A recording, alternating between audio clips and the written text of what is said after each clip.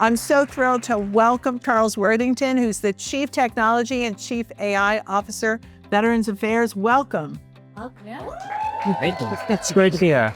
What a time to have this job as technology is rolling out in front of us every day. Can't keep up with the headlines. Yeah. And your job is to help all of these veterans. And how many people work at Veterans Administration? That's over 400,000. Yes. So you have to teach all of them too, right? Yep. Oh my God. So I can't wait to hear.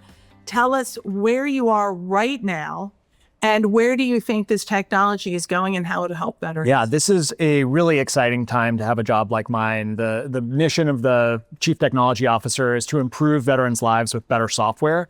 And I think there's almost been never a more exciting time to have that mission. I think we're on the cusp of one of the most important technological revolutions that I'm going to experience in my lifetime. And I think we're really at the early stages of applying AI to the most important problems that the VA has. And that's really what we're focused on, is figuring out how do we use technology to solve some of those most important problems, to focus the VA, all of its resources and all of its energies on serving veterans. And what are the problems you're talking about? Connectivity? Well, yeah, the VA healthcare? does a lot of things, right? We provide healthcare to over 9 million veterans. So we're running a big integrated healthcare network, lots of doctors, nurses, our VA employees. Because they are employees. That's right. We have over 1,200 facilities and we provide healthcare to 9 million veterans. So it makes us one of the biggest integrated healthcare systems in the country.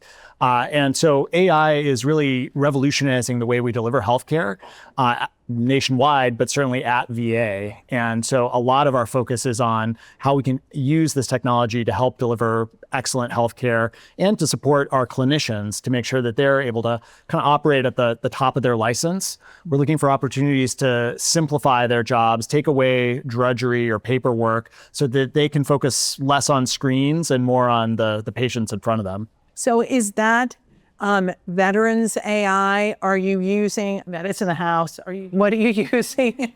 Are you using Llama did you design your own or? Well, we have over 220 AI use cases in operations right now across the VA. So we're using, if you can list it, we're probably using it somewhere in the VA. It's a really big place. And we think often, I think, of AI as, the large language model or the chatbot that a lot of us have used over the past couple of years. But that's really only one portion of AI that's in use at the VA. We're using things like imaging and radiology scans, things to help detect cancers or other disease on scans. And those are some really exciting opportunities to improve VA healthcare. One really great research study that came out a couple months ago was we are showing that an AI-assisted colonoscopy tool has improved adenoma detection by 21%. Led to an absolute increase of a 4% detection rate in potentially concerning, potentially precancerous conditions. And so 4% is, that's a lot of people when you multiply it against 9 million patients. So we're seeing, not just these chatbots, we're seeing these predictive algorithms.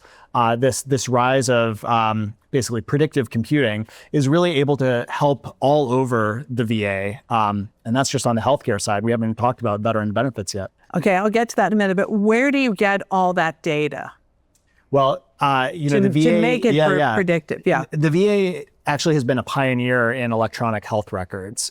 Dating back to the 80s and 90s, the VA actually almost invented the electronic health record. Before digital health was commonplace in this country, VA clinicians and technologists were working together to build an electronic healthcare system. And so we have decades of health data from the VA and increasingly from across the river at the Pentagon from the veterans' time in service. Mm-hmm. So all of that data really can be used to help with things like predictive models.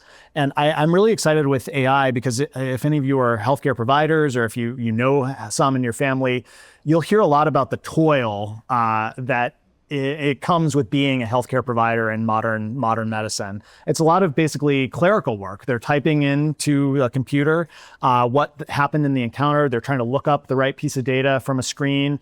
And so Obviously, it's better than having it in paper files that they had to move around, but it's not that much better. And I think AI really gives us an opportunity, maybe for the first time, to really get some of the value out of all that work to digitize that health data, to really surface the exact right information to the clinician at the time they need it from the medical file, and make the practice of medicine easier for the clinicians. So you're coming out of Pentagon, right? Your military service. Right. Is it emailed over? I mean, how does that, because that's a lot of the complaints from, for years about the process of going from one to the other. And the technology you're talking about seems like it would make that all go away. Well, the VA doctors have access to all of the records from military members' time in service, and we have a big health record project to make that even easier in the future. But already we have better sharing of records than was the case in the past. And all of that data can be used to do things like make predictions about future healthcare. And we've got a great tradition of research and innovation within the VA. A lot of people don't recognize this, but as a big public service health provider, the VA has done things like research studies that led to the creation of the first cardiac pacemaker. The VA researchers invented the nicotine patch.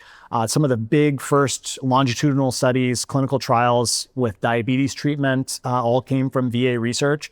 And so you think of that big research mission, trying to deliver better healthcare for veterans, but also just for Americans, to supercharge that with more powerful computers, more powerful algorithms is a huge opportunity. And how do you work with companies? And because right now, if you hang around Washington or you hang around the Washington AI network, you meet a lot of people who are working on this idea and that idea about AI. So when you're talking about helping this many people and veterans, what's more important, right? How do you make those determinations? Are there rules that apply, or how do you look at it? Well, I think what we're seeing is an enormous interest in trying to figure out how to apply this approach to new problems. I think anyone that's in the business of selling software is right now scrambling to figure out what is their software going to do in the age of this more probabilistic computing, to use a fancy word, right? But that is fancy. What does it mean? Well, so for my whole career you guys know what it means? Anyone know? Some do. In my whole career as a software engineer, sort of before this moment, we were building systems that we programmed to do specific things. If this, then this. And you write out those very specific conditions in software code, and that system runs in a very predictable and consistent way. We call that deterministic software. Well, these new computing approaches are not necessarily just following instructions as written. They're making predictions, so they're more probabilistic. Either they're predicting, hey, that part of a scan could become a cancer, or they're predicting what's the right text to respond to Tammy's great prompt. And so that new mode of computing is very different in some ways than the classical deterministic computing, but it's also very powerful, as we've all seen from the modern chatbots and LLMs. Is that like early superintelligence? Well, I'm not the right person to judge what superintelligence is, probably, but... Guys, can you ask Mark Zuckerberg for me if that qualifies? We'll get back to you. I think anyone that's used a modern, foundation LLM has been sort of blown away over the past couple of years about what these things can do. And so I think the opportunity to add that sort of capability to the more classic systems that are built to solve a real problem, like decide a veteran's disability claim, or to help schedule an appointment. That software is, not using almost any determinate or probabilistic methods right now. It's not making any predictions, but it maybe could in the future. We could layer in those sorts of helpful assistants instead of having to pre-program every specific thing that the system does. What about the challenges in scaling AI adoption? And how's the agency addressing that? Yeah. I'm reading that from my notes because AI adoption, boy, that's a tough one. I think like any new technology, there's going to be some people that are really into testing it out and seeing how it works with their job. So my guess is we have a lot of early adopters in this room, but that's not necessarily going to be everyone. Our mission in my office has been to enable the entire workforce with useful AI, make it available to everyone, even though we know that not everyone is going to raise their hand right away to jump in. But we have seen a lot of interest. We've made a generative AI tool available to the whole workforce. Over 100,000 VA employees have signed up to use that tool. Wow. And the users of the tool are reporting saving 10 hours a month. And almost more importantly, they're reporting 70% of them report higher job satisfaction. But a lot of people are afraid of AI. Do you have any studies of the veterans themselves? Well, for veterans themselves, obviously our number one job is to maintain veterans' trust in the VA. And we take that really seriously. It's one of our top priorities. And so whether it's an AI system or any other technology system, if a system's going to be storing veteran data, we're putting that system through a rigorous assessment to ensure that it meets the government's high standards for data security and data privacy. But that's a lot of people. Yeah. For all that data security. Well, it is an important job. And again, we already have to worry about this with things like our claims processing system and our medical record system. So luckily, the government has, I think, pretty well-trod paths for assessing those sorts of things. But certainly, especially new vendors coming in are going to have to meet those standards before we can work with them on sensitive data. And have those standards changed? Have the rules changed? I know you guys put out a big AI plan earlier this year, but has it changed substantively what you're looking for from companies? No, I think the most important thing is that it's solving a real problem. I think we're not interested in using AI just because that's the latest buzzword. We have a long list of important things that really matter to veterans, and we're focusing all of our energy on things that matter to veterans. And then within that, we want to make sure that the AI that we are using is very effective and safe, that it can be measured in a way that we can track how well it's working. And so we've got a whole program before we would use AI, especially in a sensitive use case like healthcare benefits, to ensure that it meets our standards before we use it. Okay. I have my Meta Ray-Ban classes here, wearables, and only 2 months, they're talking to me.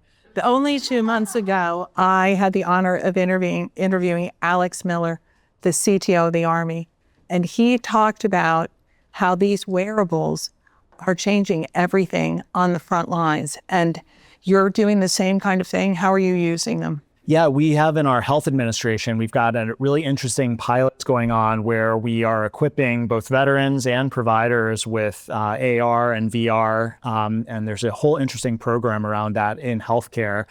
I think one of the things that's really interesting to me personally is, I think this mode of interfacing with a modern chatbot is pretty primitive. It's a text chat interface. I sort of predict that in a couple of years, we're going to look back on these days sort of like the early days of the internet when people are like, oh, can you believe that we used to do our instant messaging on our laptops? And I think that the ability for the AI to react to your voice, to what you're seeing, and to communicate back with you, both visually and audio, it creates a bunch of new, interesting computing paradigms. So obviously, it sounds like you're having fun with your AR glasses. I am, to say. We could see, I think, a whole new category of ways of interacting with computers that we'll have to track closely. And what do you hear from veterans about the wearables? Yeah, well, I know that program has had a lot of success, especially in our mental health programs. Sometimes it can be an interesting way to receive therapy. You can have a group session with other veterans in a virtual reality space, which some veterans might find more comforting than going in person. So there's a lot of different approaches that we're experimenting with, but that's a lot of things going on. Is there anything that you feel comfortable telling us about, say, let's stick with the mental health piece, right? Because it's been such a big issue in AI and actually a big help to many people in AI.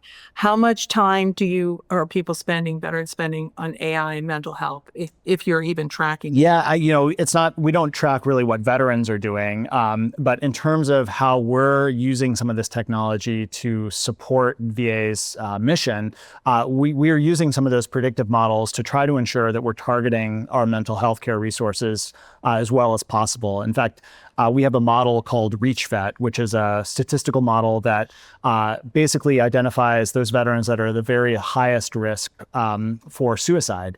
And it helps the VA target their interventions to those veterans, making sure that they're getting the care that they need. And that model has been pretty effective at targeting more interventions towards those that need them the most. And that's AI. So the AI scans the incoming information? Yeah, that's How right. does it work? It's a big statistical model that's taking a lot of different factors from the health record and making a risk prediction, and then basically ranking those risk predictions from, least risky to most risky. And then those veterans that are scored as the very highest risks get flagged for extra intervention by their VA healthcare providers. And what about workforce? Do you guys use it for hiring? I mean, you're the CTO, you're Mr. Chief AI. I'm saluting right now.